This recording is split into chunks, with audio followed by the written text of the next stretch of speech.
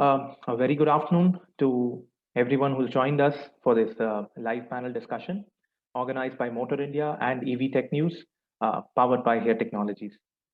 The theme for today's session is a very popular topic: electric vehicles, challenges, opportunities, and the role of location. And we have a distinguished set of experts who've joined us here from the EV industry to share interesting insights on the topic. A warm welcome to our esteemed panelists, our moderator, and our presenter for today. Thank you very much for joining us and taking time out from your busy schedules. This is how the agenda for today's session looks like. We will start off with a brief presentation by our partner Here Technologies. Then we'll have our panel discussion for about an hour, followed by audience Q&A towards the end of the session. I'd like to quickly introduce our speakers for today. Our presenter will be Ms. Sulaizah Saptoe, Senior Product Marketing Lead for Transport and Logistics at Here Technologies. Sulaizah is based out of Singapore and has nearly 20 years of experience in product management, product marketing, and product development from a number of reputed multinational brands in the field of electronics and communication. In her presentation, she will help us understand the role of location in enabling a sustainable transportation ecosystem. Over to our panelists. We have 4 panelists for the discussion part of today's session. First up, we have Dr. Deb Mukherji, a former flight lieutenant in the Indian Air Force and currently an entrepreneur with immense knowledge and hands-on experience, handling the role of managing director at Omega Seiki Mobility, one of the fastest growing brands in the electric three-wheeler space in India. While Dr. Mukherji will give an OEM perspective in today's discussion, he can also share insights on pretty much all aspects of the EV ecosystem. So it's an absolute pleasure having you with us, Dr. Mukherji. Next, we have Mr. Abhijit Sengupta, who is Director and Head of Business for the SAARC region at Here Technologies. Abhijit is based out of Singapore and brings over 2 decades of experience in sales and business development, product management, and product operations. Our partner Here Technologies, being a global leader in location technology, it would be interesting to listen to Abhijit on how his company is partnering customers in the EV domain, especially given the burgeoning growth in the segment in India. So we look forward to listening to you, Abhijit. Thank you so much for your presence. Thank you. Then we have Mr. Milind Paranjape, who is Director Transportation at FM Logistic India, which is a subsidiary of FM Logistic of France, a globally successful service provider in warehousing, transportation, and co-packing businesses with presence in 14 countries worldwide. Milind is a transportation specialist. He has over 25 years of experience in the logistics and supply chain industry, ranging from express cargo, third-party logistics, warehousing, road transportation, etc. He adds a different dimension to our panel as he will be the voice of the customer and bring in a consumer angle in today's discussion. And that's something we're really looking forward to listening to Mr. Milind. And we also have with us Mr. Varun Chaturvedi, founder and CEO of Volttic, one of the leading EV charging service providers in India. Volttic is a homegrown company and currently operates over 200 EV charge points across India. The company has big plans to scale up and grow in line with the government's e-mobility vision. Varun also brings a very important perspective and will share his knowledge and experience on the charging infrastructure side of the EV ecosystem. So I'm sure there are a lot of people, very keen on knowing how the charging infrastructure is actually getting developed in the country, Varun. And to moderate today's discussion, we have with us Ms. Hetal Gandhi, Director, CRISIL Research. Hetal has spent over a decade at CRISIL, and her experience is spread from consumption-linked sectors like automobiles, auto components, and agri inputs, all the way to technology-linked verticals like telecom and IT. Electric vehicles and electromobility is one of her specialization and key focus areas, which is why we have her as our moderator today. Thank you so much, Hetal. A quick word about CRISIL Research. They are India's largest independent and integrated research house with strong domain expertise on the Indian economy, industries, and capital markets. They deliver perspectives and insights to over 1,200 domestic and global clients through a range of research reports, analytical tools, subscription products, and customized solutions. And we're delighted to have them as our knowledge partner for today's session. As always, some information for the audience. We will be taking up questions from your side towards the end of the session. So please keep the questions coming in. Request you to share them in the Q&A section on your Zoom screen. And we will definitely try and take up as many questions as possible at the end of the session. I'd also like to mention that apart from the audience on the Zoom platform, our session is being watched live by an additional set of audience on Motor India's official video channel on YouTube. So without further ado, I hand over to Sulaizah for her presentation and wishing you all a very, very engaging session. Thank you. Thank you, Bala. Thank you, everyone, for joining us. It's a very good afternoon to have all of you. And it's my honor and pleasure to be presenting today a brief session on HERE technologies and our impact and contributions towards making a sustainable transportation ecosystem. In the next few minutes, I'd like to provide you some ideas and even proof points on how location can make a big impact to your business and why HERE technologies, location data and platform is different from what you may be using today, more so towards a sustainable transportation ecosystem.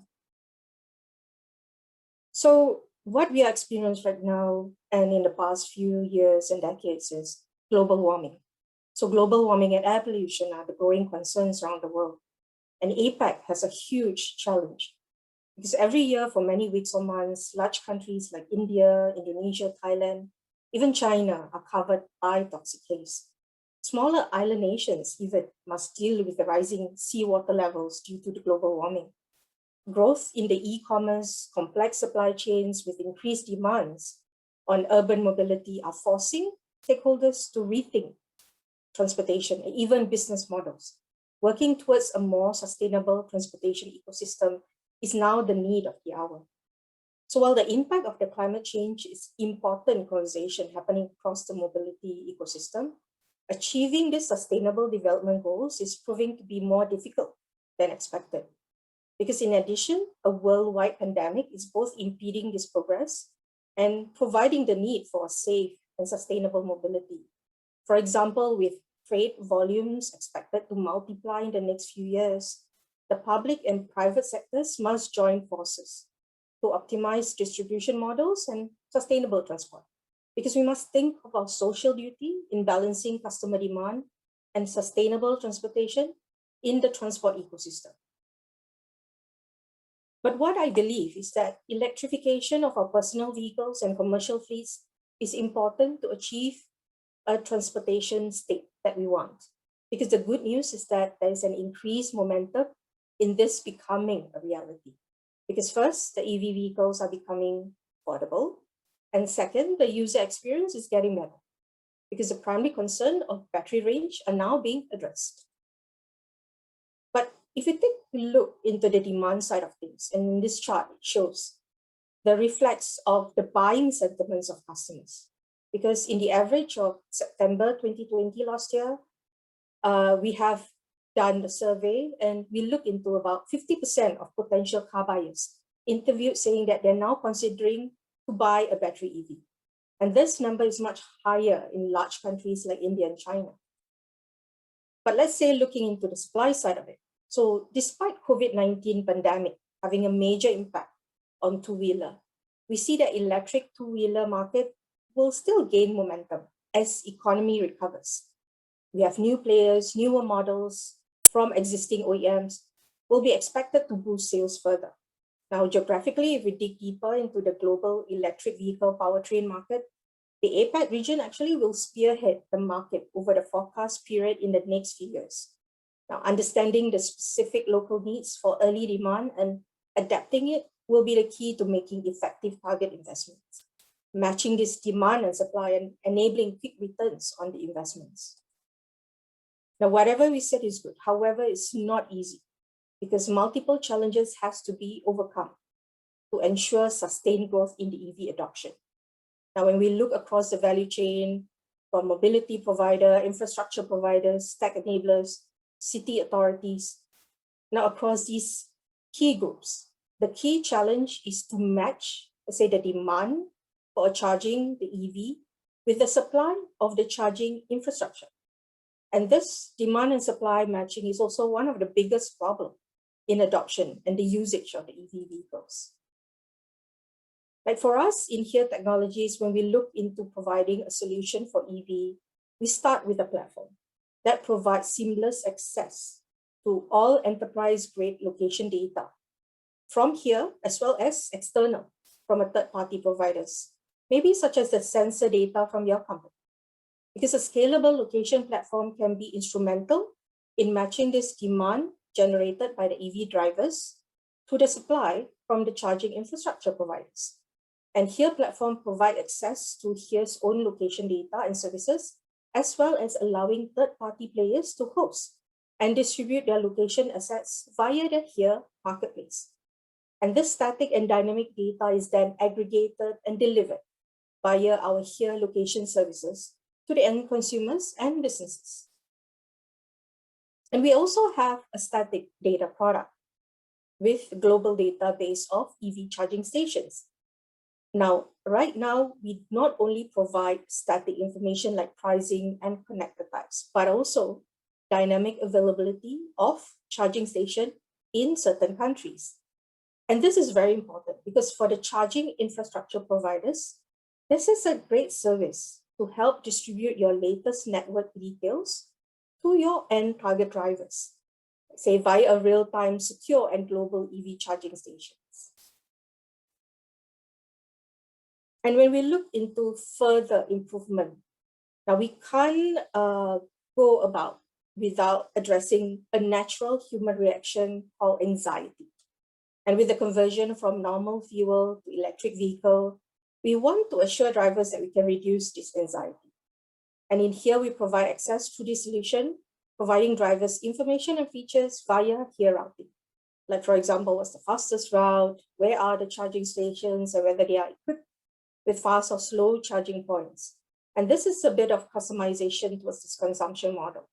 And through the above factors, we provide the optimum route that matches the battery level with the routes and even the preferred providers. And if we look into the EV routing, we look into the consumption level. Looking at the map in purple below, if we visualize them in an isoline routing or a range map, we can see the difference of reachability with EV and traffic data. And traffic in Mumbai is always high, so the difference is not so much in the isoline, but in other areas, you can see a lot of difference. And multi-stop routing within the EV is important because it gives you the elevation plot for the route, which is also being taken into account. So if you look into the orange line, and where the purple line, it indicates the battery charging level.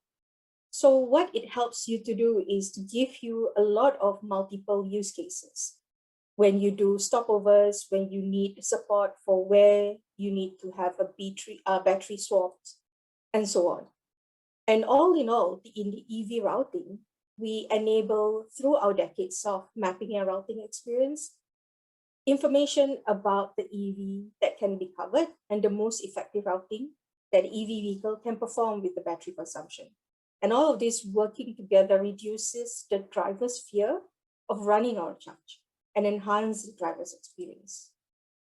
And last but not least, I just want to summarize, that HERE is committed to enabling a sustainable transportation solutions in the EV ecosystem through our location platform offering. And you have an EV infrastructure provider or an EV transportation service provider, even an OEM or policymaker, we would love to partner and engage further with you in enabling and scaling up further greener rides for our consumers and fleets. So thank you. And here I would like to hand it over to Ms. Hetal, our moderator for the panel discussion. Thank you, Sulaizah. I think that was a wonderful presentation. So a very warm welcome to the audience. Hope you all enjoyed the presentation. Now let's get going with the panel discussion with our esteemed panelists for today. Over the past 2 years, COVID-19 has changed the way we think on issues. In a way, that has also accelerated our drive as a human race towards climate change. Globally, corporates are promising net zero by 2050 or even earlier. Even large corporates in India are talking about net zero by 2035. Indian government, on the other hand, is aggressively pursuing renewable energy targets and are trying to reduce GHG emissions via industrial emission reduction as well as transportation emission reduction. Now, it is important to note that CO2 emissions from energy are the largest contributor of GHG emissions. But transportation also has a 15% share in CO2 emissions, largely driven by vehicles on road. While their share may appear to be lower, the share of carbon emission from transportation has nearly doubled for India over the last decade. And that is what makes it a pretty grim problem. With low motor penetration, the situation is only expected to worsen as we go ahead in the next decade. This clearly highlights the need for electric vehicles or usage of cleaner fuels from fossil fuels, which are today a large proportion of the transportation sector in India. India is clearly at a crossroad. So with this background, and amid a number of announcements from the Government of India, let's start our session for the day. I have divided the session into 3 distinct parts so that we can have assimilated views of the panelists on each of them. The first part would deal about electric vehicles. What is the kind of potential we see from an India point of view? The second section, we will deal on the role of ecosystem. And the third section, we will speak about the role that the government can play from an EV penetration enabler point of view. So let's begin with our panelist and view on EV sales in India. I would like to start with Dr. Mukherji. My first question goes to him. How do we believe will be the penetration of electric vehicles in India over the next decade? And which segments, in your view, would adopt EVs faster, sir? Yeah, thank you, Hetal. I am Dr. Mukherji, and I head the Omega Seiki Mobility, the electric vehicle manufacturing company in India. So electric vehicle, as you rightly said, have been talked about a lot in last few years, and pandemic has only accelerated the the discussion on various aspects of this electric transition to electric from the IC engines. Now this is, as I see, is going to be the most significant shift that we will see in next few decades in the context of mobility. Automobiles have been in existence for more than 100 years, but this is the most significant development that we are seeing, having a very profound impact on our lives. Human beings need to move. There's a necessity for various reasons, and that's how we grow. Coming to the point of transition and how we see in the context of India, I think it is very important to understand the various aspects. As I see, there is an economic opportunity, then there is a technology opportunity, then there is socio-political, and last but not the least is the environmental opportunity.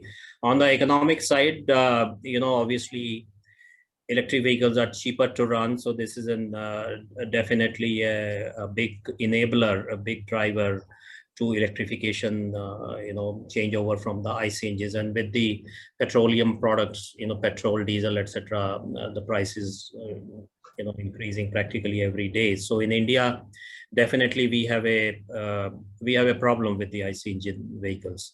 So I do see there is a great economic opportunity. The potential has been talked about somewhere ranging from 100 billion to 500 billion US dollars. So that kind of data people are talking about. I do see that it is definitely a big driver towards electrification, particularly in the segments which are commercial vehicle driven, like two-wheelers and three-wheeler, in the last mile, for example, driven by e-commerce companies. So that is where we are seeing maximum traction. today. But going forward, I do see that the industry will consolidate and move towards more, heavier payloads, mid-range trucks, and also the personal mobility segment.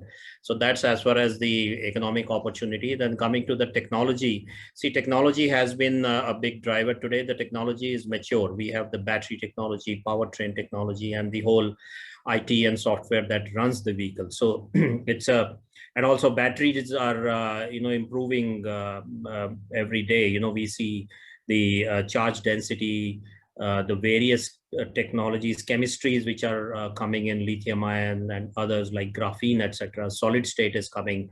So the electric vehicle is again a huge opportunity to develop the technology. Then obviously the political and social, it generates a lot of new employment in the context of Indian automotive industry. We have batteries and the entire supply chain produces. See, we also have to see that it's just not the replacement of one versus one. We are not talking about replacing one IC engine with one electric engine. That's not the way to really go about it. We need to talk about more of public transport, more of sorry, the mass transportation system, and how to make it efficient. So that there lies the opportunity. And environment aspect, you touched in your initial talk. Obviously, pandemic has really taught us that if we really need to do something, this is the time, and we need to reboot, reset the system. So as you said, transportation, the automobile contribute 15 to 20% or something like that. So this is a major emission channel, and which has to be acted upon by various governments and agencies. And economists have generally agreed that taxation helps, but or various fiscal benefits, subsidies, etc., help to accelerate the alternate mobility. For example, today's battery, tomorrow hydrogen. I don't know. Maybe some other will come. So sort of summarize what I think is that India has a great chance, not only for the Indian, our country, but also become a very large global player in this whole segment, which somehow we did not become in the IC engine, even though we are fourth or fifth largest car maker and number one two-wheeler maker, etc. But we have been largely domestic market oriented, because the in-house demand has been pretty significant. But I feel that this is a chance to become a serious global player in the component sector, and make products for the global markets.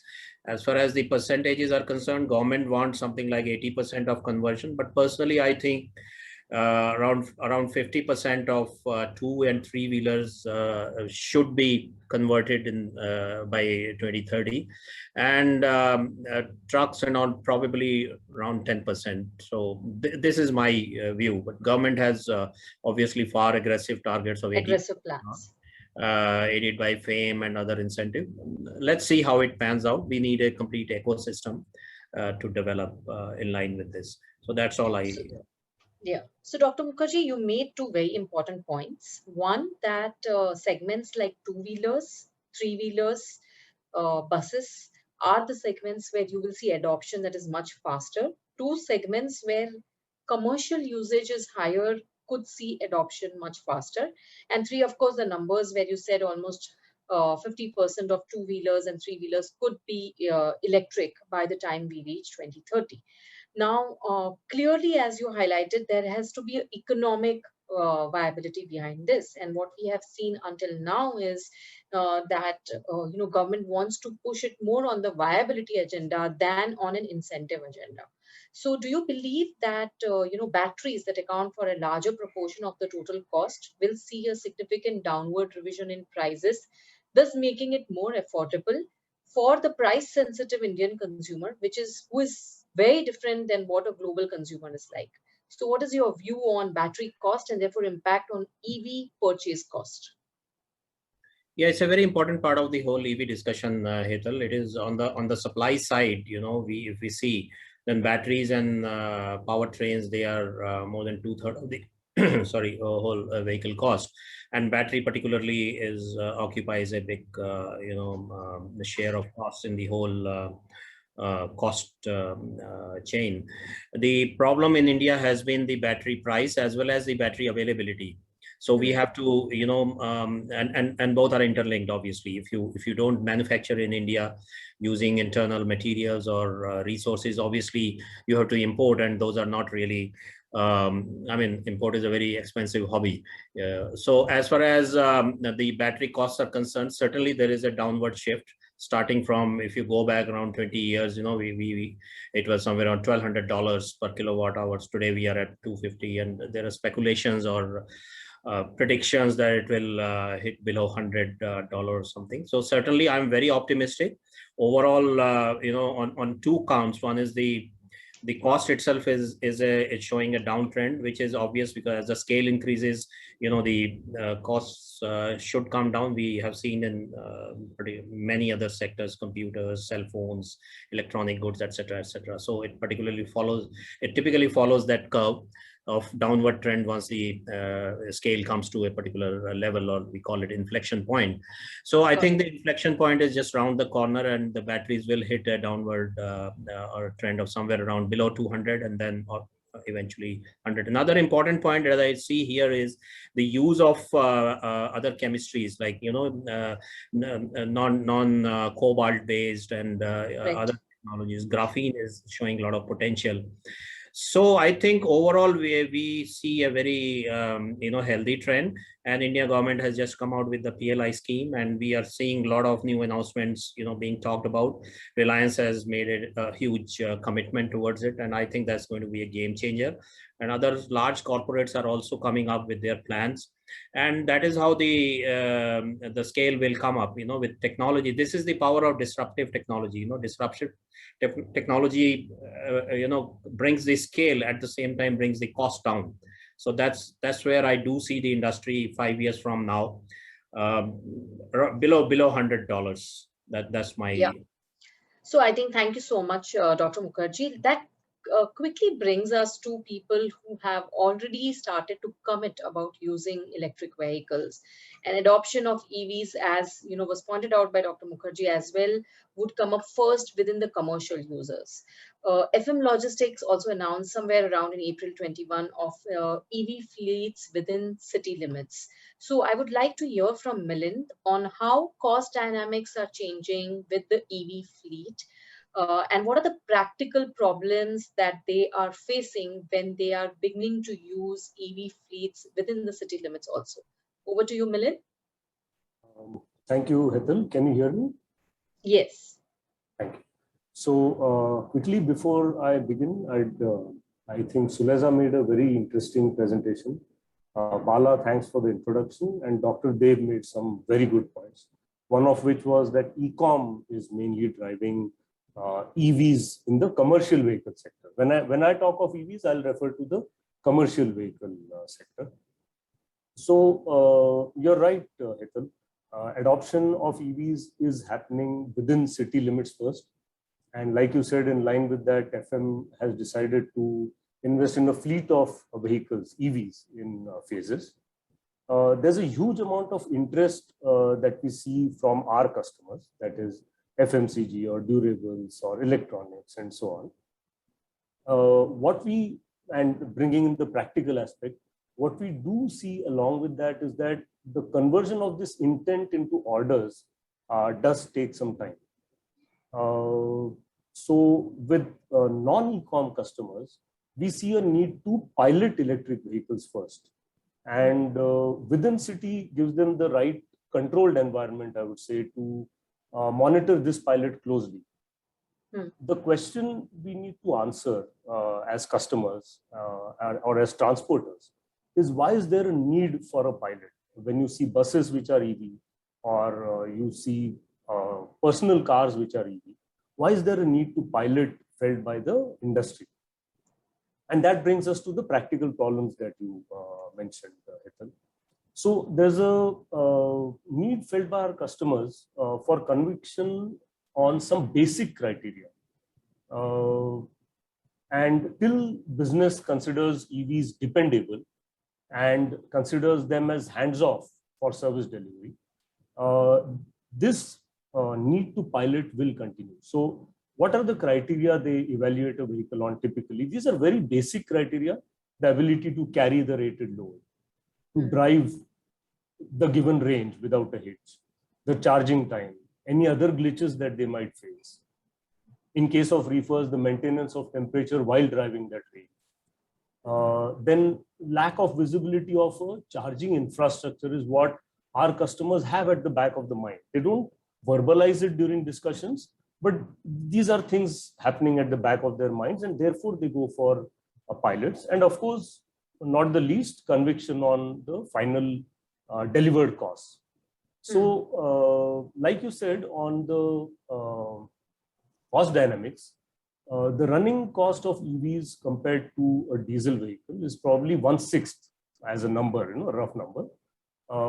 Given that the running costs are low per kilometer on a full charge, and the maintenance costs are low since there are no moving parts, like we all know.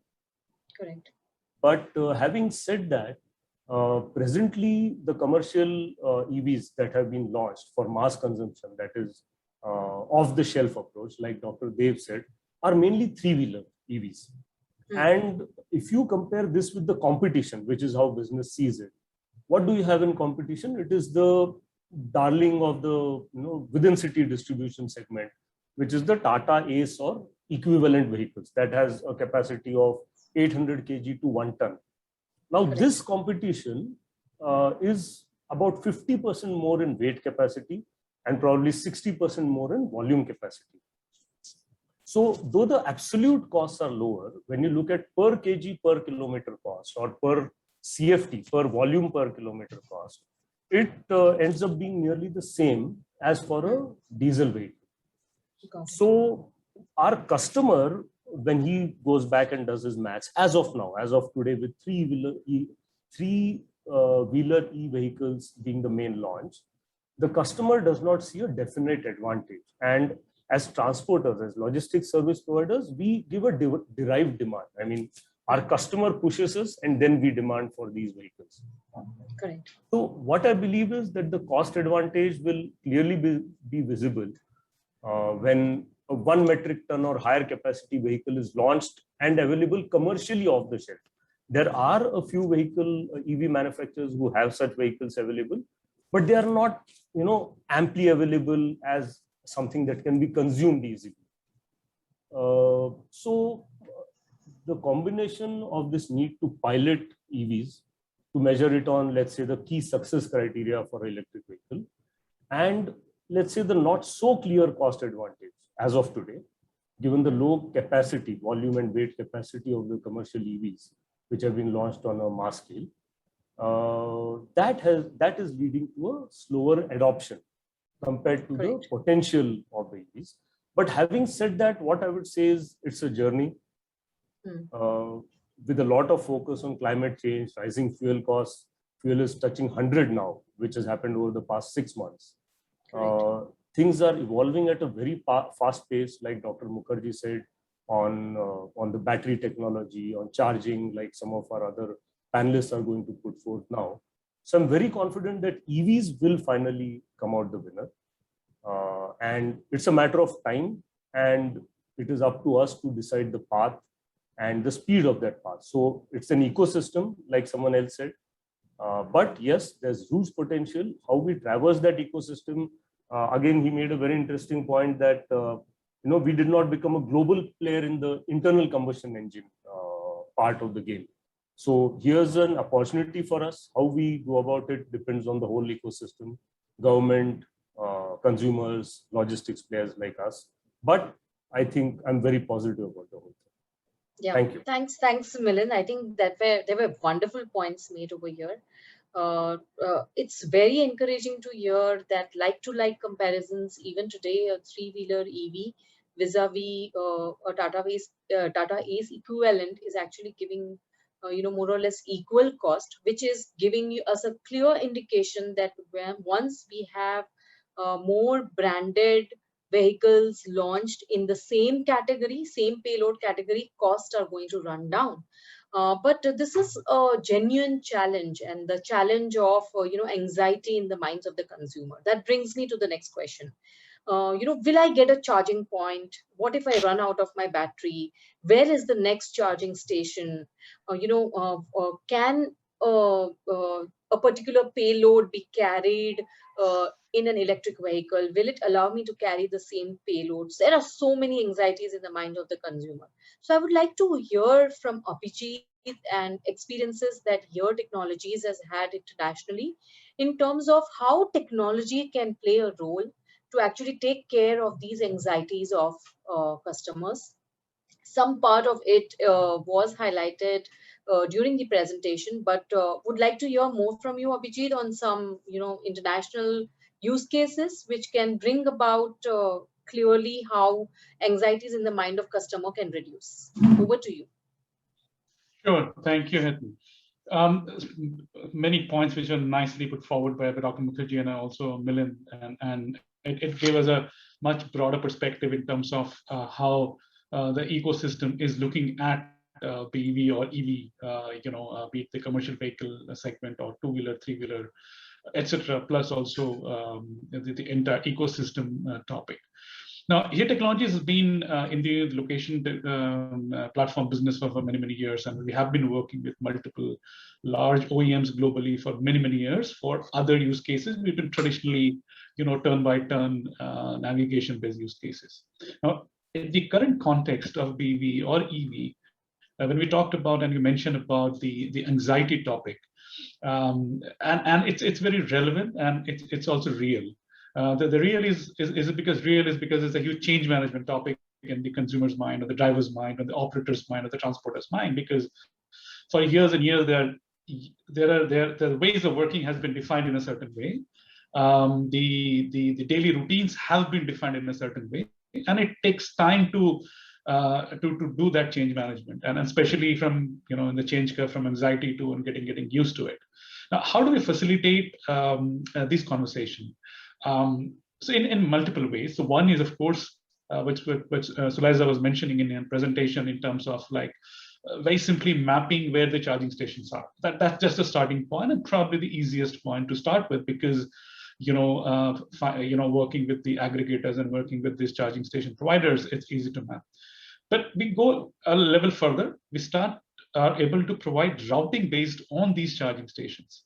Now, when I think about a traditional route, which otherwise would have been done without factoring those charging stations, would be very, very different when we start to factor the charging station in the routing algorithm. Now, these algorithms are pretty complex algorithms. And if I just take this scenario and map it to a commercial three-wheeler segment, which I think Milind was talking about, and there was a cost comparison between before and after. If the ecosystem moves to be EV, will that be same, etc. But if we then overlay our routing algorithm, which is EV aware, EV charging stations aware, and then we look at few other algorithms on the services like the matrix routing, etc., etc. This becomes more efficient. So the total cost of ownership over a period of time, be it the per unit cost of running the business or per unit cost of running a vehicle, etc., is a significantly better. It also helps to for many platforms, for example, the delivery platform, because multiple delivery platforms would be using the two-wheeler for the last mile. I think it was mentioned by Dr. Mukherji as well. Those get more efficient. The consumers and the delivery partners or the delivery drivers, who are the key stakeholders as far as that ecosystem is concerned, they are more, I would say, at ease, because it becomes more efficient and there could be some cost benefit, etc., etc. So in summary, the value which we bring on the table is because of our location platform, which is able to use these set of location information more smartly, intelligently. And last but not the least is our platform, which I mentioned, and that's very, very important. Look, our job is to empower the ecosystem and all the key stakeholders, and we believe it is very, very important. I think at some point of time when we talk about that, many of these EVs are going to be connected vehicles. And when these connected vehicles start talking to various data providers or set of information which these vehicles will start to use, that opens up a multiple opportunities for the aggregators or the OEMs as well as the ecosystem.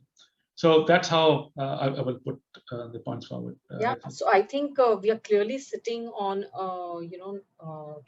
good enough cushioned bubble of savings, which would come by usage of electric vehicles itself. Once costs start reducing, as Mr. Mukherji pointed out, that in turn will enable adoption. Adoption would bring about logistics savings for commercial users, as highlighted by Milind, and additional savings which will come up by marrying technology with the transition of electric vehicle altogether. Now that then brings me to the importance of ecosystem in adoption of electric vehicles, and we have seen this in the past as well. It always becomes a chicken and an egg situation. We had 4G that came up in India, and everybody kept asking that, okay, is it going to be the cheaper phones that is going to drive adoption of 4G, or it is going to be services launched by players that is going to drive adoption of 4G? And once the ball started rolling, things started falling in place, and here we are today with 80% 4G penetration. Abhijit did speak about connected vehicles, and India is talking about having 5G also. So, parameters on the ecosystem are falling in place from the connectivity point of view also. But let's come back to the base or the root of ecosystem where everybody is worried, and which is, how are we going to have all these charging stations, and how fast can I actually charge my battery? Are there significant innovations coming in this front? Varun Chaturvedi, could you come in and throw some light on dynamics of establishing charging infrastructure in the country? And also, what kind of innovations can be expected in terms of faster charging of batteries and therefore help consumers to be on the go very fast? Over to you, Varun. Yeah, thanks, Hetal. So, good question you ask, because lots of people come with a mindset that whether how fast they can charge. But I think before me, Mr. Deb and Milind already mentioned that the first adoption is coming from the commercial segment. So we have to first understand whether everybody is right now required a fast charging, or only we can start with some particular segment. So beauty of EV is that you can own a fuel station at your home. Means you can charge your EV at your home. So you need not to go every time to a commercial fuel station. So for a personal segment, first thing is that he can, if you have such kind of facility, means at their parking, they can develop a home charger. So that is one thing. Means they typically require a fast charging station when they are traveling between cities or on a highway. But right now, the major fast charging requirement is coming from the commercial segment, because they are the first mover. And as Milind clearly mentioned, Mr. Deb also mentioned that they have clear-cut advantage right now, driving a EV in terms of saving a fuel efficiency already is there, and maintenance cost. Now, how fast we can charge a EV is a little bit both-sided. From EV itself, means EV battery technology, lots of R&D is going on, lots of new batteries changes are coming on right now in India. It's a mixed kind of EVs are available, like some are supporting only slow chargings, especially on the two-wheeler, three-wheeler segments. But as Omega City is coming with a fast charging facility, they are, I heard that news. So that's where the battery technology is going to play a crucial role, how fast they can be charged, and then how the fuel or power going to inject from the charger. So charger is totally a proportionate, business which is already driven or governed by Indian standards or government standards. So we are following that. Only fast charging means you can increase the rate in terms of kilowatt, and CE rating means how fast you are charging. So right now we have options available, charging technologies are available, and with the coming time, with the battery,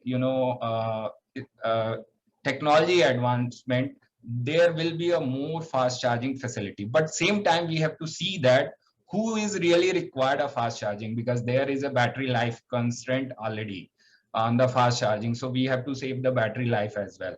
So if you are a personal user, you don't need a fast charging every time. But yeah, commercial charging, a commercial operator, they always need a fast charging.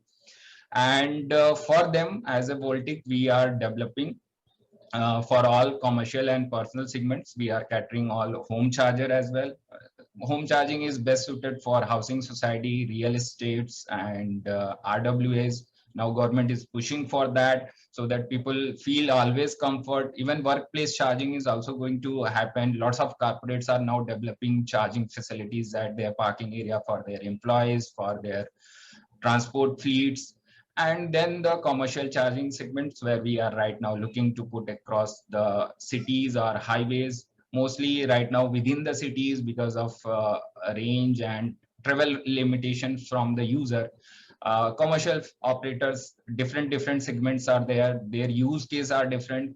So like logistic have a limited run within cities, or commercial B2B segment, they are also running within cities, implied transportations. B2C, their routes are not limited, but they are trying to develop, fixed routes or in-route charging, hub charging. So we are already catering to them with commercial charging station. But yeah, it will take time, because we have to understand the infrastructure challenge as well. So it is not going to happen a large number. As a business, India is, whatever the reports are showing, that by 2030, we require 2.9 million, almost 3 million charging stations. So there is opportunities as well. But yeah, fast charging in coming time, there will be lots of options available. Charger rating will be increased. Right now, it is mostly limited to 15 to 30 kilowatt. Then it will raise to 50 kilowatt, 100 kilowatt. For buses, it is 150 or 240 right now used. So both are interlinked, chargers and the battery technology. So this is the answer to your question. Yeah. Okay, thanks, Varun, for that. Let me play a devil's advocate. And when I'm saying devil's advocate, why should we think only from the point of adopting electric vehicles? This question is directed to Dr. Mukherji. Government has been talking about all kinds of cleaner fuels, and the latest one that they have been speaking about is ethanol blending targets. They are talking about aggressively preponing ethanol blending targets to almost 20% by 2023 itself. They are also talking about having a separate biofuel policy to increase numbers even beyond that. In fact, for the two-wheeler segment, they are talking about almost 50% blending, E50. So that is another area that is being developing. They are also providing incentives for setting different category of molasses-based plants, which means that you are going to have better conversion from sugar into ethanol. So how do you see this entire thing impacting the ICV cost? Some of the reports and statements coming up from agencies like Niti Aayog itself talks about that, if there is a 2% or 3% incremental blending which is being done, then it can reduce the price of fuel by almost 1 to 2 rupees. So, how do you see these competing cleaner fuels coming in? Over to you, Mr. Mukherji.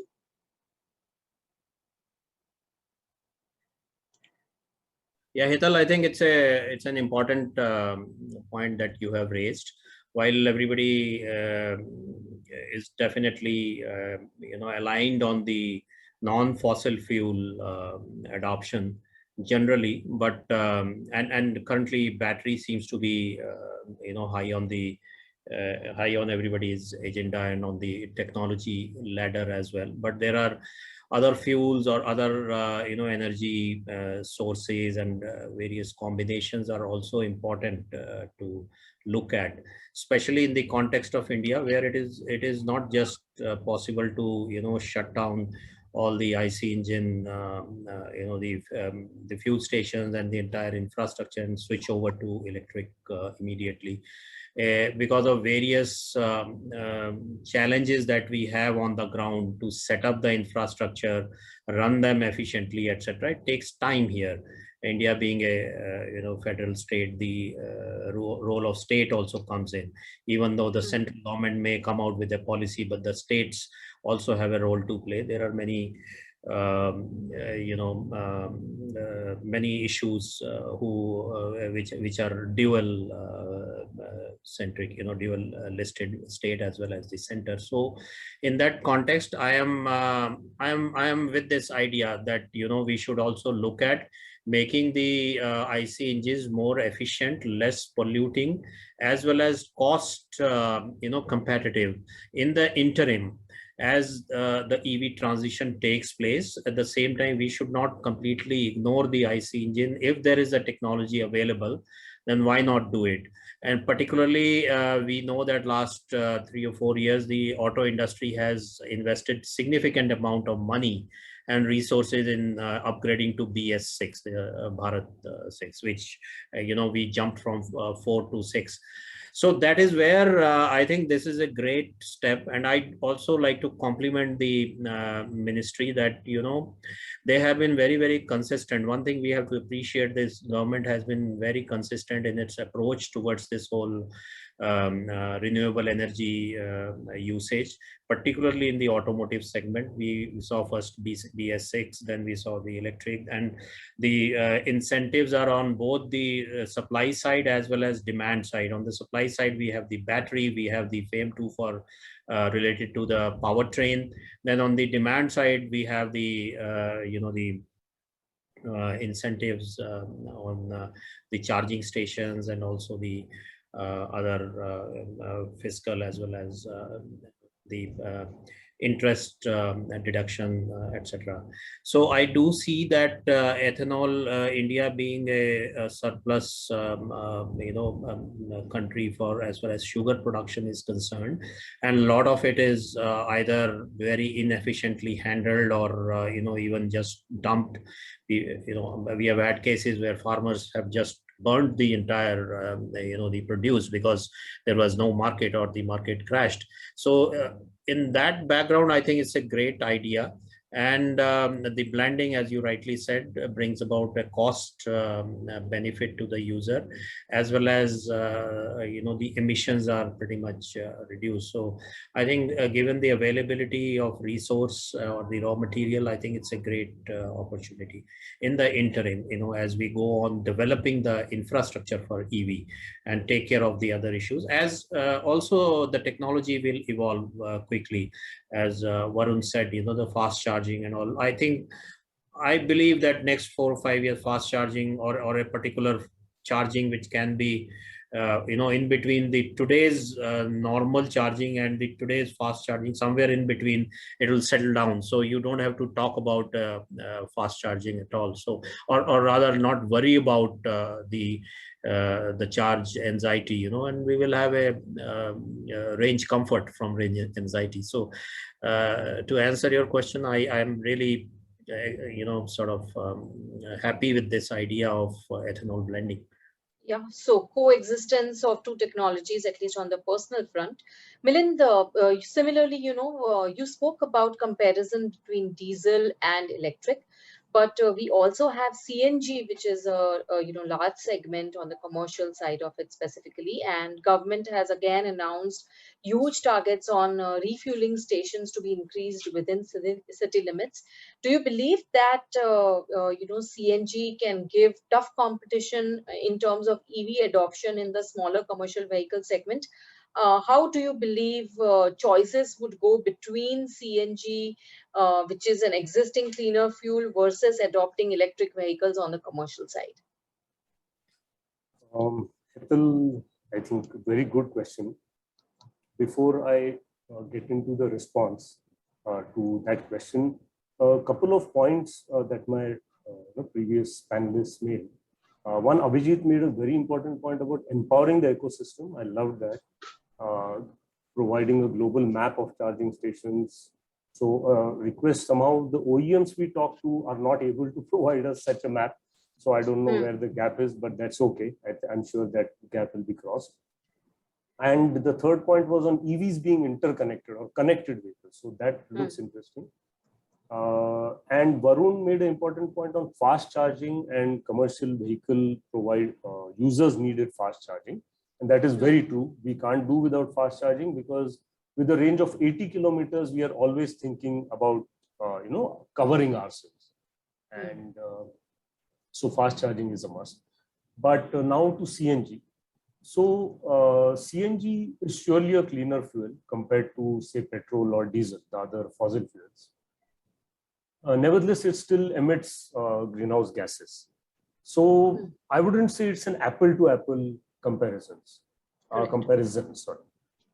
EVs, however, are zero-emission vehicles, which we all know. So CNG cannot really be considered as a replacement for EVs on the environment front for the long term. But as we saw during the course of our discussion, it will take some time to build the necessary infrastructure for fast charging in half an hour, like say Tesla is doing in the US, or launch higher capacity EVs. So with a combination of these two, industry, when I say industry, I mean business, the consumers. And I don't refer to e-com here, because the decision-making criteria there are different. The market they serve is different, but general rest of the industry, on the criteria of both cost and pollution, I believe are likely to take a middle path approach compared to ideal. That is, I believe, always how business works. You might not be able to do the ideal thing the first shot, the first time.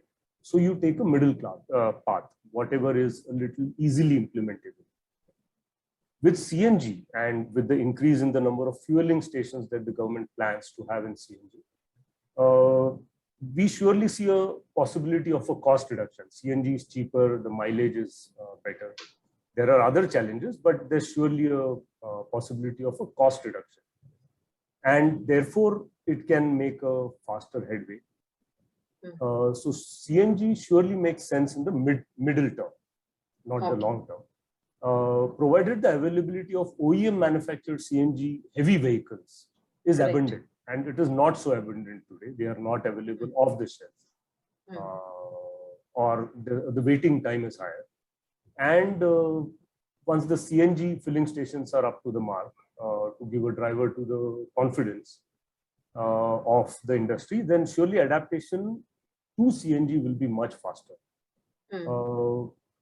So you're right. CNG does provide the final consumer easier middle path on both the criteria. Cost first, that is how we are forced to look at it, and environment, of course, because it is a greener gas compared to the other fossil fuels.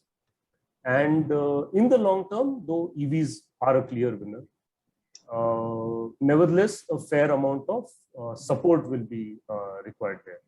So within city, with stress from OEMs that will come about now on manufacturing CNG vehicles, with filling stations coming in from the government at a faster pace, adaptation, I think, can be faster, leading to a mid milestone in terms of lower costs and greener exhaust, if one might call it. So maybe not all the way there, but interim, I'm sure it can give a good competition to EVs. That is how I look at it. Yeah, I think a very good point made, given that the top 15 cities of our country are featuring amongst the top polluting cities of the globe as well.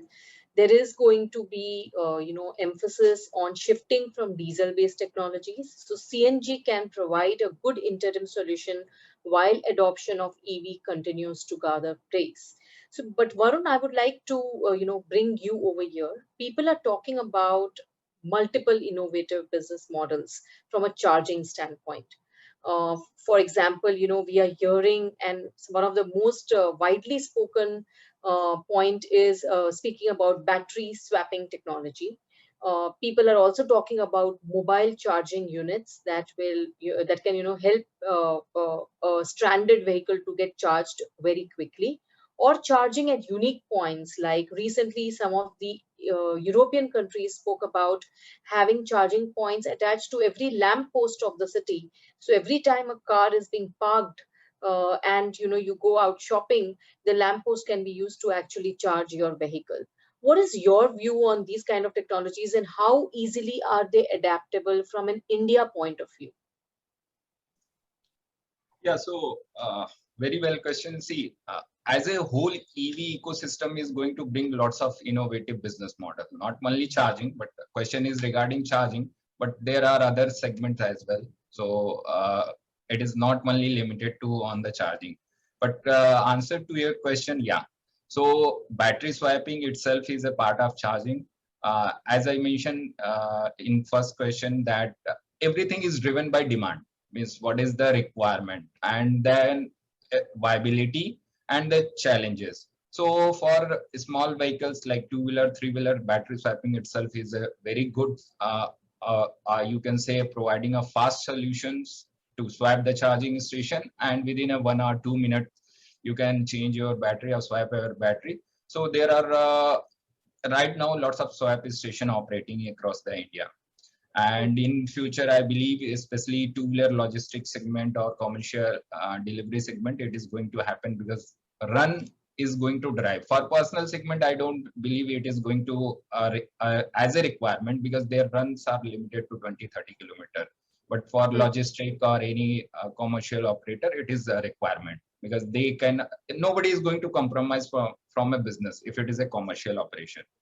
So swap station is a one technology. Then you mentioned on the innovation on the lamp post or portable charging. So yeah, that is also an innovative business model, because lots of until unless we are not able to figure out a charging station on a mapped distance, like 10 kilometer or 25 kilometer, whatever government is targeting. So we required a portable fast charge or any portable solutions to vehicle which are out of charge, maybe in midway or somewhere. So right now, some breakdown support companies, they are doing such kind of innovation, but not up to that level, because uses and technology is still on not up to that scale. Third thing is the lamp post charging or anywhere workplace charging, within a city charging. So government is also working, Indian government is also working with some affordable price range. So they are targeting at least for two-wheelers to make a EV charge point across all the cities. It will be a smart socket, but with a lower rating. It is not going to charge very fast, but for two-wheeler it will be a fast. So it is available. Even if you talk about a charging infrastructure, so itself having a 4-5 components where business model are opportunities are available. First thing is that OEM manufacturing, AC chargers, DC fast chargers. So okay, AC charger is not a big deal. Anybody can start. It will take time, but that is also a business model. Then the charge point installer, that is also a business model going to evolve with the time, with the numbers scale. If for home charging, for commercial charging, we need someone to install. Third is the software, where as Abhijit mentioned here, technology. So that is a backbone of complete EV chain. For a charge point operator like me, I definitely require to navigation, for my charging station, location of charging station, then booking, what are the tariff, whether charging stations are available, breakdown in maintenance. So all these things come through a platform, because hardware is just a dispensing medium. So that is also one unique business model with the coming. Then the service provider like charge point operators. So as a developing whole ecosystem, we can provide end services. So there are opportunities, there are innovative business models available, and in coming time, with the demand, because India is going to be, as Mr. Deb mentioned, I believe we are going to be third largest in couple of years automobile market. So if you are targeting 30% transition, so demand will come from different sector, because we have a logistic, we have B2B commercial, we have B2C, Ola, Uber, same like platform. So everybody have their own requirement of charging. I'm telling you, it is not going to success by a simple public charging station. No, everybody will drive and looking for a ease of charging. Then only the whole ecosystem is going to work out. So lots of business opportunities, models are available. And with coming time, there is opportunities. Innovation will be a key driver for EV adoption, either from charging, from battery, or the unique solutions, because everybody wants to limit the investment on the EV, same time make it viable. So I believe these are going to happen in India, but yeah, it's a time taking. It is going to a transition phase. So next 4-5 years will be a crucial, where all ecosystem need to be worked, and we need not to compare with the other already developed market. So we have to give us our time. Definitely it is going to happen. Yeah. Okay. Yeah, so great, Varun. I think that brings me to Abhijit, because, success of whatever, Varun spoke about is going to depend upon how the data is going to be available to the consumers or the users of the infrastructure. So Abhijit, again, from a charging point of view, what are the kind of use cases or solutions that your organization has been providing to clients, which help to smoothen the transition of the entire ecosystem? Location technology is very horizontal because it cuts across these various ecosystem and the stakeholders, and starting from the users who would be using an electric vehicle. And I'm not talking about to start with, if you're talking about the passenger vehicles or consumers, the in-vehicle infotainment system, which is embedded. And again, as I said, like most of these will be EV will be connected cars. Because it needs to talk to various platforms, be it the charging set of information, pricing, booking of the charging station, etc., etc. And last but not the least, is the traffic information, because traffic information is a very important set of information for a country like India, because that's going to define the user experience, right? Because we might always define that it's charging would last for 80 kilometers, but it has to be a function of how of a traffic situation in a particular city or a country, and especially the large cities in India. So our technology, which is helping that particular user experience in terms of providing a right estimated time of arrival, or taking care of the range anxiety, and as I mentioned earlier, which is routing around the charging stations. So that is one part of it. The second is also the commercial vehicles. We talked about 3-wheeler, 2-wheeler. That's also where we provide the technology in terms of the various routing algorithms, which is more efficient routing algorithms, which then again gives the ETA more accurately the estimated time of arrival. And also when the platform decides pricing for any such journeys, be it say, ride hailing or delivery, etc. Because this is again those platforms who are going to demand supplies, a number of delivery riders available in a certain area, or the taxis for dispatch. These are a bit complex algorithms. It's not pretty straightforward as it might look like. So our technology platform that supports those kind of ecosystem.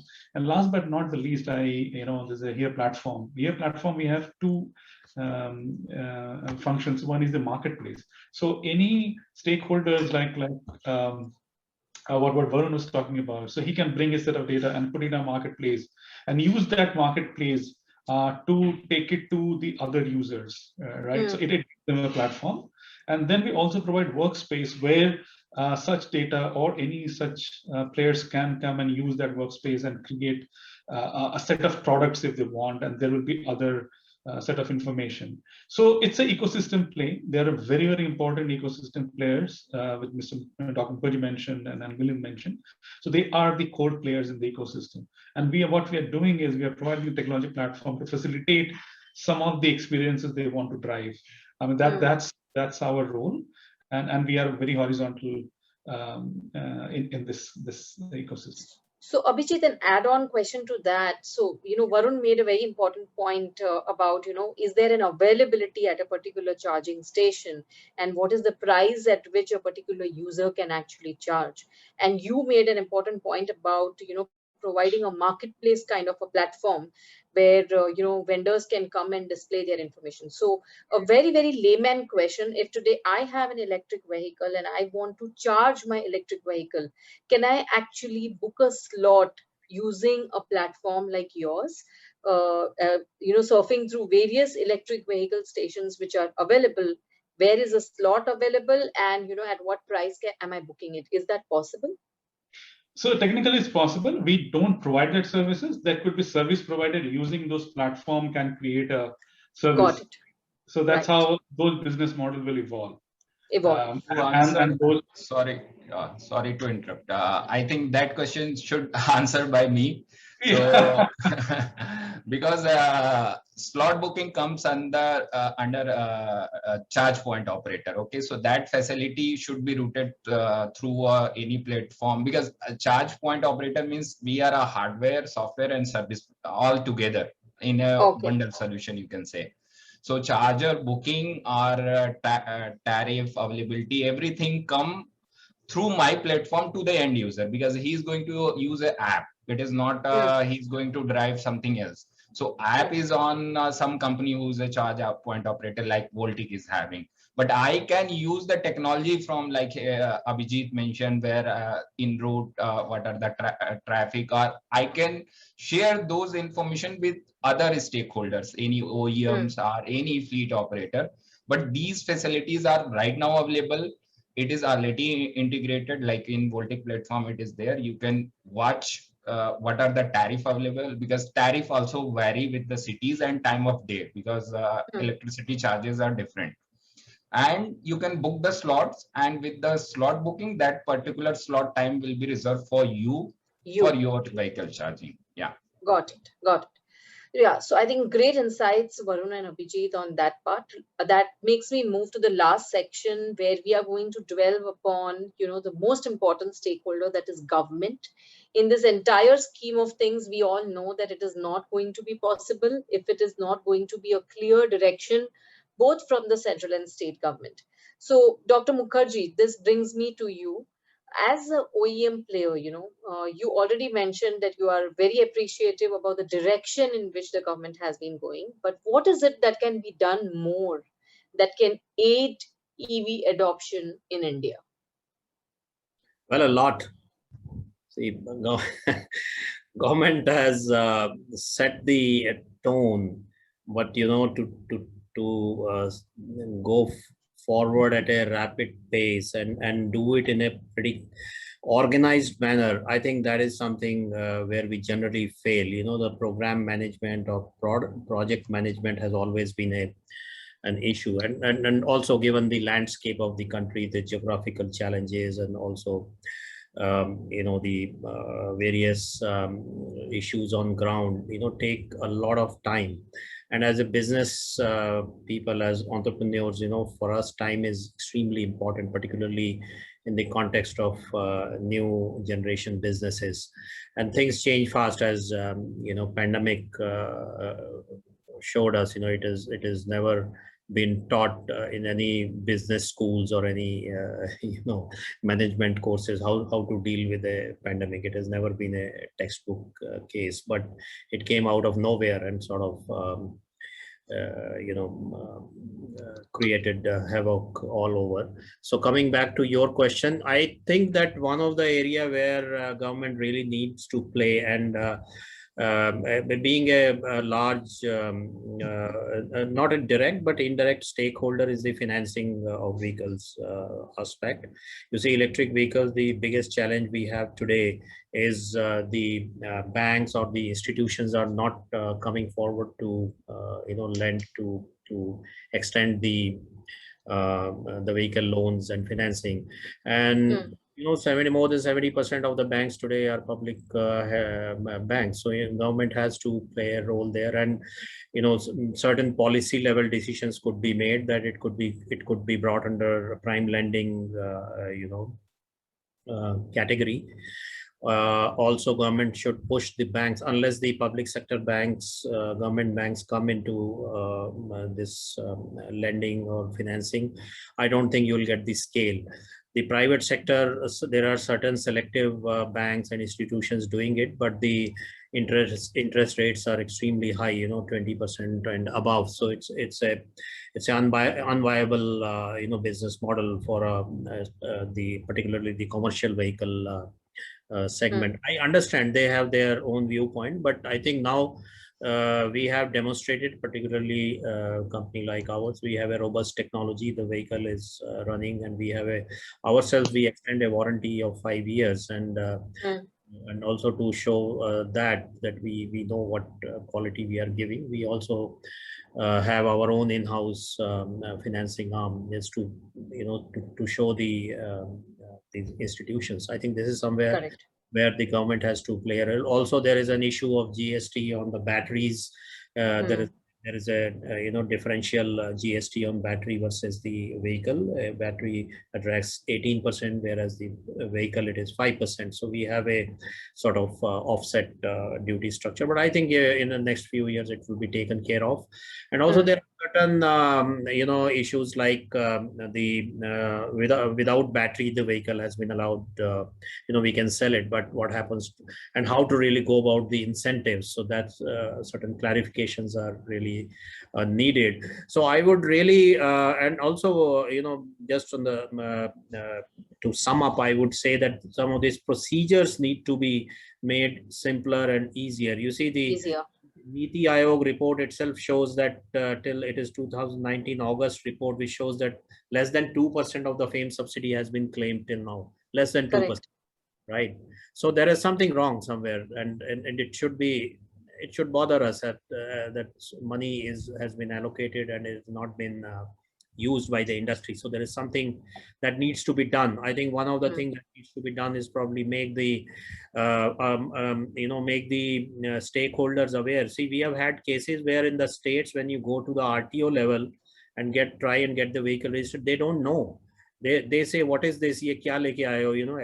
L5 category. What is the L5 category? And all those things. So we have an issue. We have a serious issue there. And to make these procedures and these obstacles go away, only government can do it. It is in their purview. So I think a lot of representations have been made by industry bodies and all. So I only see that. I only suggest that and request that these should be streamlined. As you make the procedures simpler and user friendly, then only the the adoption will happen. Fantastic. Yeah, so Dr. Mukherji mentioned 3 important points: procedures to be simple, battery GST versus vehicle GST, and incentive structures with or without battery vehicle, how it is going to function. Plus also, what is the kind of final utilization of FAME subsidy, and therefore, are we really doing enough?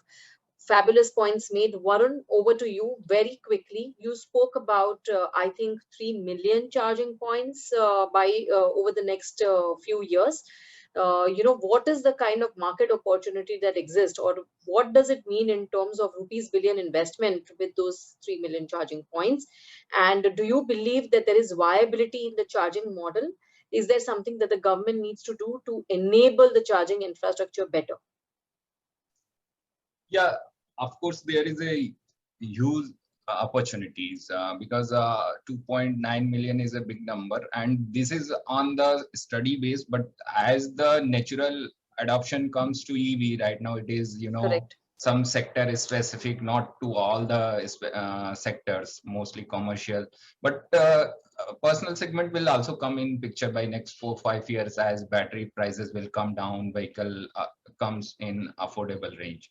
So we are same report is mentioning that 2.9 billion USD investment is required to build that kind of infrastructure. So opportunities is there, but yeah, right now the major you can say the first constraint or question comes on the viability, whether EV charging itself is a viable business or not.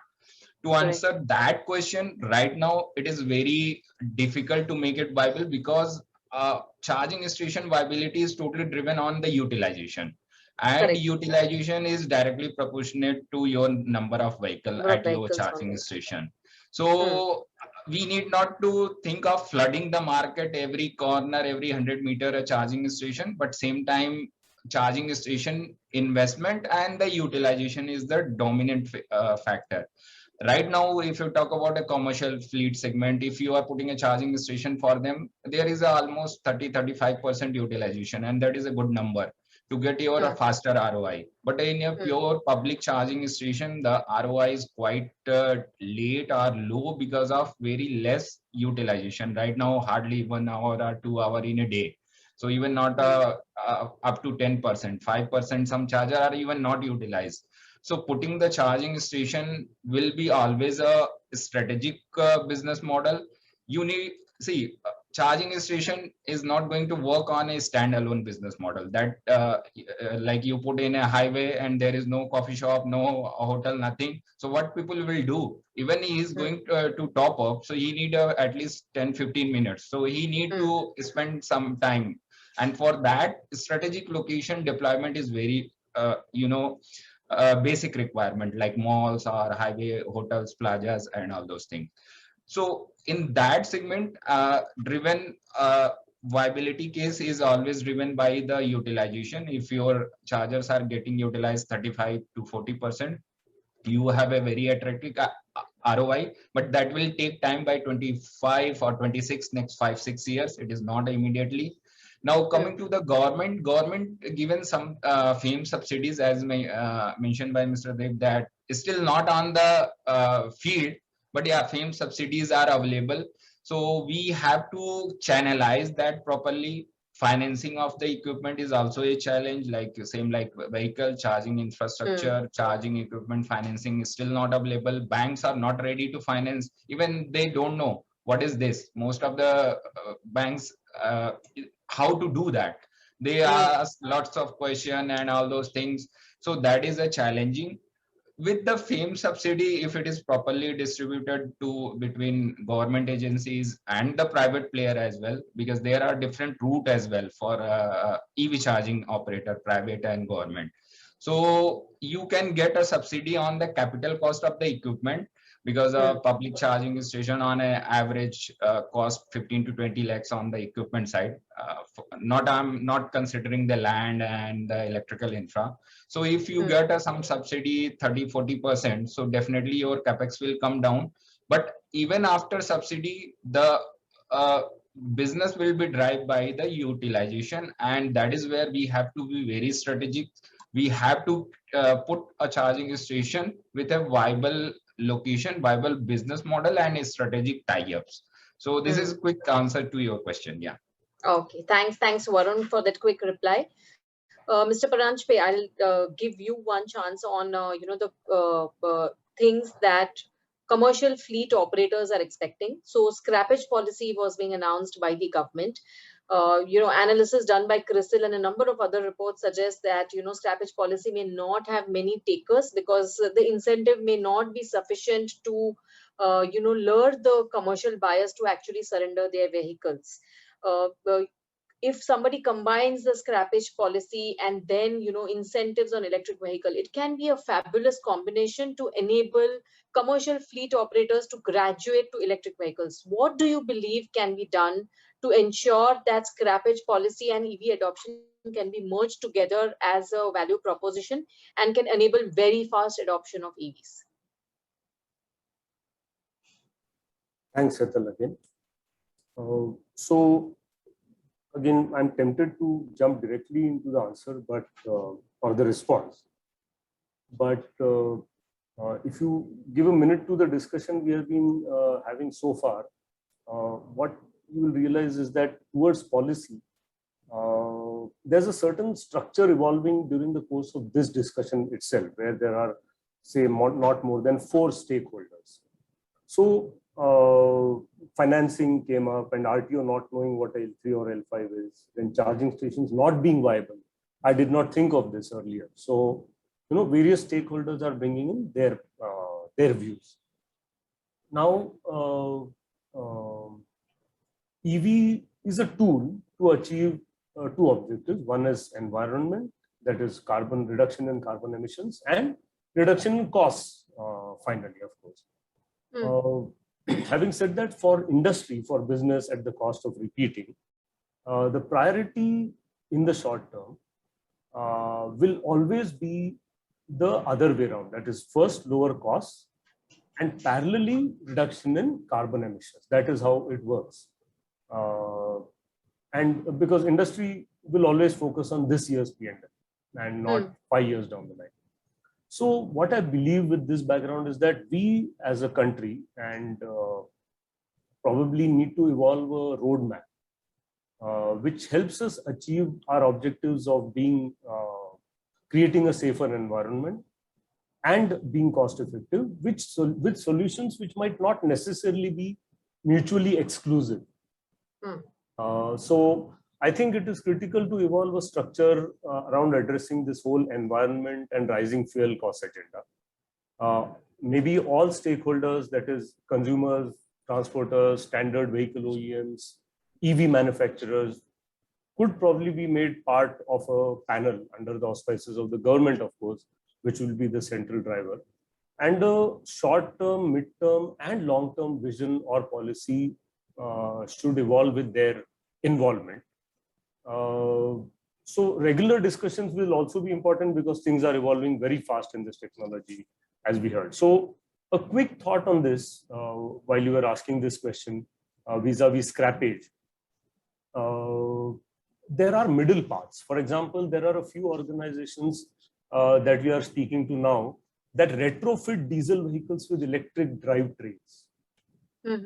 This will bring a few advantages. One, it's a frugal solution.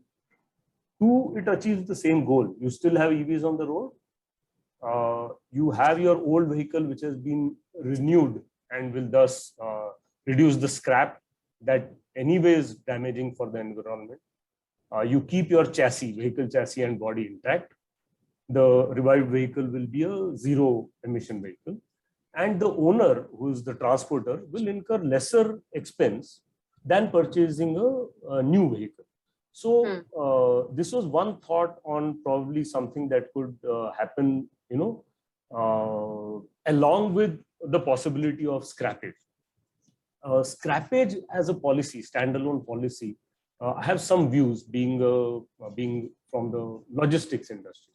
What I have believed over some time now, when Mumbai, for example, decided not to allow more than 8-year-old vehicles to enter, scrappage, I believe, penalizes or puts pressure on the weak player in the market, which is the transporter.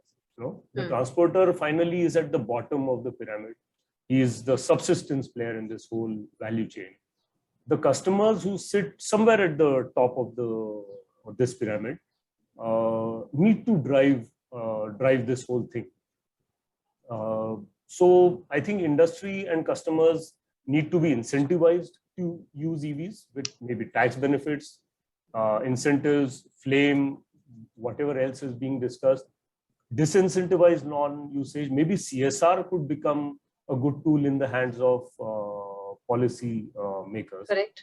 So yes. I would say maybe it is important to look at ways which are not mutually exclusive and fit the overall Indian ecosystem. Like someone said, we might not be able to follow what might happen elsewhere, especially given the present scenario of COVID. Scrappage is one of the possibilities, along with multiple other options that I think should be considered separately. So talking to all the stakeholders transparently and then taking this forward is, I believe, a very important move that the government should do, along with the thoughts they themselves will have.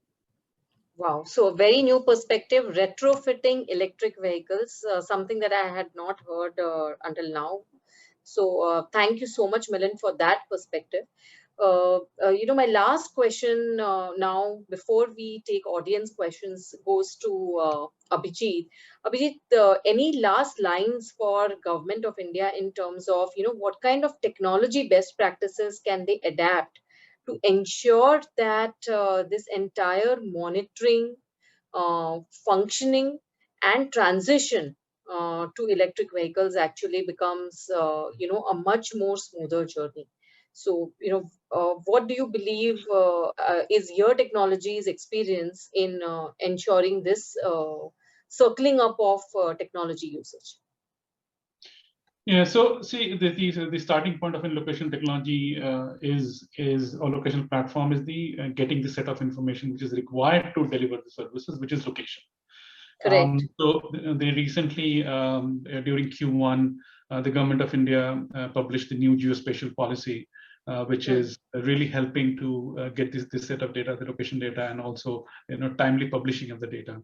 So the stage has already been set, and we're thankful for such policy, because as the connected vehicle, talking about a EV or connected vehicle, and to provide the such of data, the data needs to be very updated. It has to be very, very recent, because all the experiences we talked about will not get delivered if the data is not very recent. Correct. So that is very, very helpful. So overall, that is the starting point. But as the ecosystem evolves, we will get to know more. Probably use cases potentially evolve as well, and that's how we will see that in future. Yeah, thank you, Abhijit, for that short and simple answer. I think we have heard on all the sections. I feel that this session can go on. We can have a second round covering a number of other stakeholders which we have actually left out. I see questions on recycling. What about availability of minerals? To a certain extent, Dr. Mukherji touched upon on that. And therefore, non-cobalt based batteries, for example, transition on that side. What about financing of vehicles? So, we can have actually round 2 with the other set of stakeholders and understand that perspective. But for right now, I'll pass it on to Bala so that we can take up some questions from the audiences. Over to you, Bala. Thank you so much, Hetal. Thank you so much. And thanks to all the panelists as well. I mean, that was a very, very intriguing, insightful, and a very purposeful discussion, I would say. As you indicated, Hetal, I think a lot of questions related to a number of other topics which we're actually not decided to focus on today. But I'll go directly into the questions, though we're already at 4:30. I'd probably give one question to each of the panelists, and then probably one common question at the end where everybody can share your views. Okay? Starting with Dr. Mukherji, has EV adoption in the two-wheeler and three-wheeler segment happened at the expected pace? If not, why not, despite all the government subsidies? Maybe you can pick out top 2 areas which need to be addressed to drive better growth. Yeah, Bala, thanks. I will keep it short. It is a big discussion in itself. But if you go back, say about 5 or 6 years, the EV adoption or the transition in India started with the three-wheelers. But unfortunately, these were the low-end, cheap, Chinese imports, etc., which actually did, bring in this whole visibility of electric three-wheeler. But at the same time, they were low-end, and they also sort of created this illusion that EV is not a stable vehicle, not a high quality technology per se. And that is the problem we have today, convincing financiers and others, because they feel that, oh, that this vehicle won't last more than 6 months or something. So this is a problem. Same way it happened with two-wheelers as well, low speed two-wheelers, which were bought from China, etc. So yes, the answer is the EV adoption, to my mind, has not happened at the pace or the numbers that we should have had till now. But going forward, I do see a momentum, and now serious OEMs, coming into it, people, OEMs with the R&D, technology, product development, and the necessary infrastructure required to be an automotive OEM. They are in the field now, and I do see, next few years, it will be a game changer for the industry. Thank you, Dr. Mukherji. Abhijit, there's one for you. Is the Indian EV market ready or mature enough for advanced location technology, or would your solutions be part of the growth drivers for EV adoption in our country? How do you look at it? It's a very great question. So, which comes first? So will the technology drive the adoption, or otherwise? But I think it's not either or. It will go together. The location technology will help some of these experiences and change management and some of this anxiety to take care of. And then plus in the current ecosystem, which is already operating, or the scale which is already operating, location technology plays a role anyways, or can play a role. So it will be, location technology will be a key stakeholder in the EV adoptions going forward, and we look forward to work with various stakeholders in this ecosystem to support the growth of the EV adoption. Interesting. Thank you. Milind, one thing on the, since you're a logistics service provider, there is a lot of action happening on EVs, as you indicated, from a different perspective, from the customer perspective.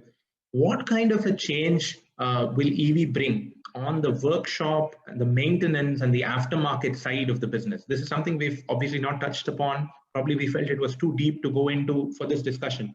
But just giving a chance to one of the audience, somebody from the audience who's asked this question. How do we bridge the competency gap that might actually come into play? Interesting question. So I'm not a technical person, so I'll answer this from a user point of view. I think basically EVs would surely have low maintenance needs, given the very commonsensical conclusion that there are lower number of moving parts. So the need for maintenance will be low. Nevertheless, yes, the gap in the market is there. And like my co-panelists are saying, this is an evolving business. We are just, as of now, talking about charging, financing. We are talking about a 5-year warranty where the OEMs themselves are taking care of the maintenance of the EVs. Soon enough, this will evolve into a situation where you could outsource your maintenance, probably moving away from the OEMs, because they would always be limited by their reach and the necessity to build a financially viable model. As things grow and as people understand EVs more and learn to maintain them and understand what needs to be maintained in an EV, the capability will grow in the market. So this whole thing would necessarily go hand in hand. Things will evolve, and we would, I'm sure, in a couple of years have enough qualified people in the market who are able to bridge this gap very easily. So I think it is not going to be such a big issue. It will happen with time. Probably this is, I believe, the least, the least of the tough parts of the EV ecosystem, and the fastest that would be responded to. That's my belief, of course. Okay. Thank you. That's encouraging. That's a very positive view, Milind. Thank you. Varun, there is a question on standardization. In fact, there are 2 questions on standardization. The first one will go to you. The second one, Dr. Mukherji, you can probably take it after Varun responds. What is the work happening on standardization as far as charging infrastructure is concerned? That's for you, Varun. Similarly, on the battery side, Dr. Mukherji, are we seeing some standards being drafted from the government side, from the policy side? What is the kind of work that's happening? Varun, on the charging side, please. So for the charging side, there is already standards in place. There is no doubt on that there is no standards available. So in India, actually, just to promote, we develop a low voltage technology that is Bharat DC, you can say Bharat AC as well. So chargers are already in place. It is approved. You have 3 models or 4 models, you can say, to get a AC charging or DC charging, like Bharat AC Type 2. And then on the fast charging or moderate side, it is Bharat DC01, CSIS2, and check demo. GPT is used, it is a part, Bharat DC is a part of GPT. Some buses earlier old GPT, but right now most buses are on CSIS2. So in coming time, CSIS2 is going to be a most favorable on the fast charging side and Type 2 charger. Only it's a 3-4 standard, people get confused, but it is worldwide use. It is not only in India. Like if you go Europe or US, there is also CCS, check demo, Type 2 chargers are available. Same way India also approved, so standards are in place.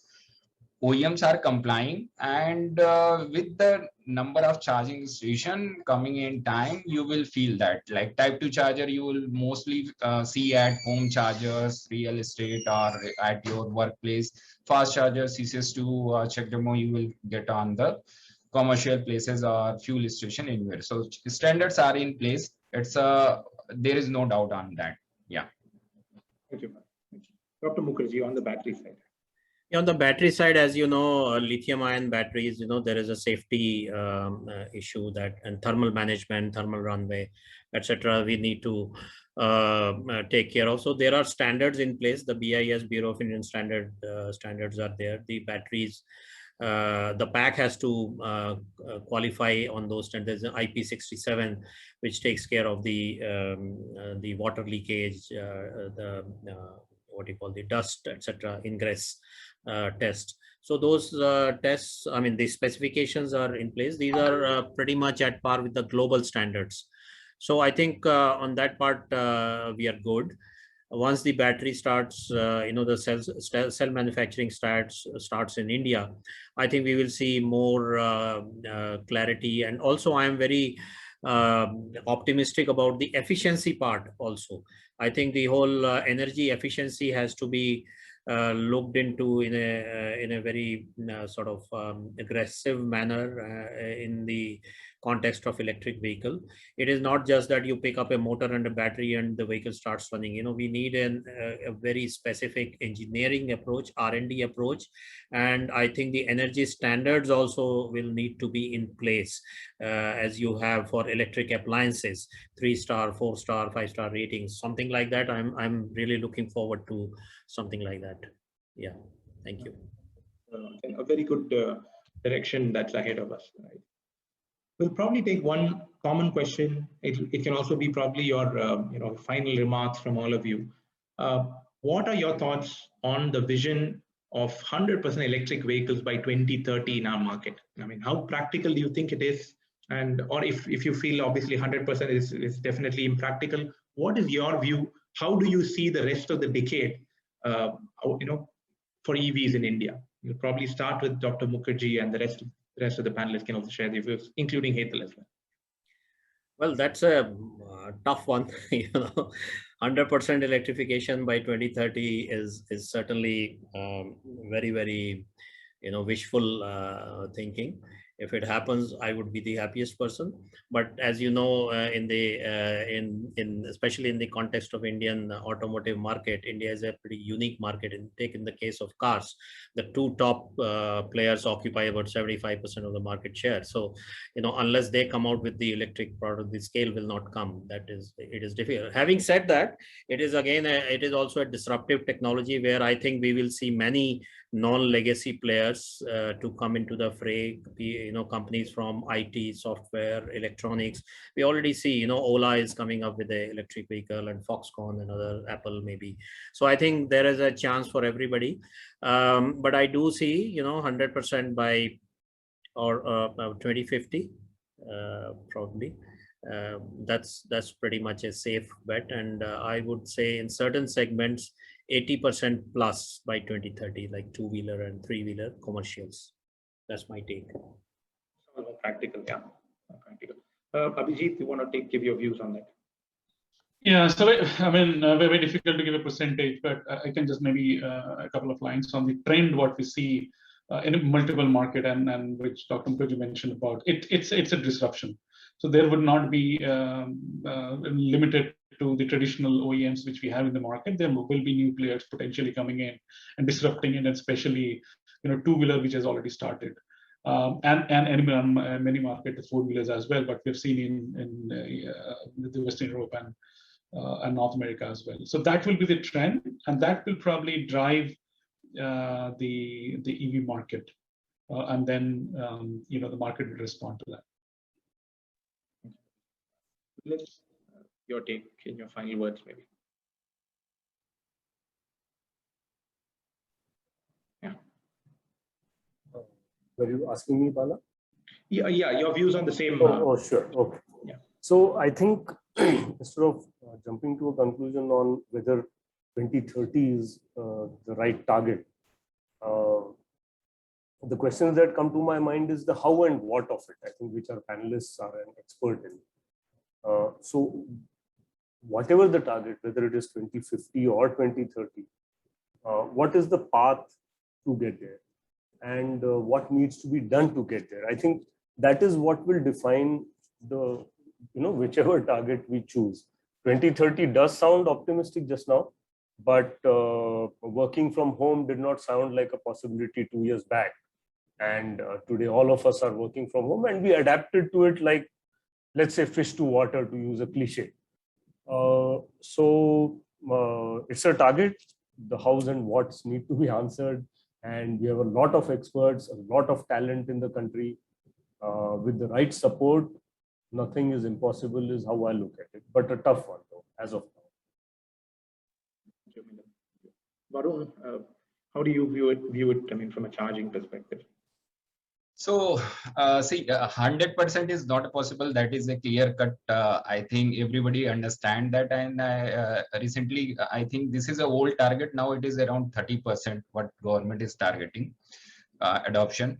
But what I believe right now, putting some kind of target is not going to make a sense what percentage we are going to achieve. What I believe is the self-adoption, which is going to take place by next 2-3 years, when people have a confidence on the technology, confidence on the EV and the charging infrastructure. That is going to be a key driver for the faster adoption of the EVs. When we started, nobody was ready to believe on the EV. They say, what are you doing here? You don't know, there is no chance of EVs. And right now we are in a place, everybody is talking about EVs. So within a couple of years, there a drastic change came and disruption is there. But yeah, adoption is the driver. So by 24, 25, with the, see, Indian market is totally driven by affordable, even in commercial segment, even in the personal segment. So affordability, even for the charging infrastructure in a reasonable price tariff, EV in a reasonable price tag, then it is going to be a self-adoption, and then 30-40% is not a big challenge to reach by 2030. 100% will take time because we have an infrastructure challenge, we have lots of other issues, big geography. But yeah, what I believe it is somewhere between 40-45%. 2024, 2025 will be a key year to drive and have a clear-cut, understanding on what is the percentage. Yeah. Thank you. Hetal, you want your views and close the discussion?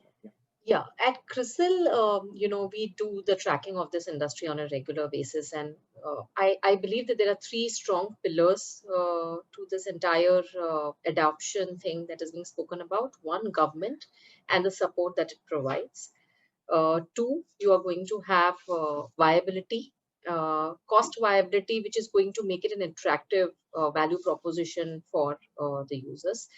And 3, the consumer himself, who is going to be much more matured and evolved, and in a way could surprise us, as we go ahead over the decade. So, the force of these 3 pillars is what is going to drive the adoption of electric vehicles. And obviously, looking at the force that is coming from these 3 pillars, there is an external pillar, which is going to be the supply from OEMs. And number of launches that they would come up with, kind of tie-ups that they will enter into to ensure availability to the players. And that then will drive adoption. 100% is something that the government also changed its stand, but 30% also looks under number. So you could see a number much higher than that. And segments like 2-wheelers is where you will see adoption to be first. Followed by that, you will have 3-wheelers, LCVs, and the buses segment. And last would be the passenger car segment, where inertia from the users might be much more higher. They'll wait, test the market, and then they will start adopting. So that's the way I look at it. Wonderful. Thank you so much. Including remarks. And as you had indicated, I think this is a topic we can, keep speaking on and on. Probably we should definitely look at part 2, get the other set of stakeholders as well, and carry on with the discussion. But I would like to thank all our panelists, Hetal, for moderating this session, seamlessly. Dr. Mukherji, thank you so much for your time. Abhijit, Milind, and Varun, thank you so much for taking out time, for sharing your views on this very, very interesting topic. And special thanks to Here Technologies as well for making this session possible, and to all our attendees from across India and also from other parts of the world for tuning in, sharing your views, sharing your comments and questions as well. As always, we aren't having time to take up all the questions, but as promised, all the attendees will receive an email with a copy of the presentation used by Sulaizah, and also contact details with which you can reach out to our panelists and experts who've shared their views today. So with that, we bid goodbye to all of you. Thank you very much once again. Thank you so much. Thank you. Thanks. Thank you, everyone. Thanks, everyone. Hetal, thanks. Thank you. Bye bye. Take care. Bye. Bye. Bye.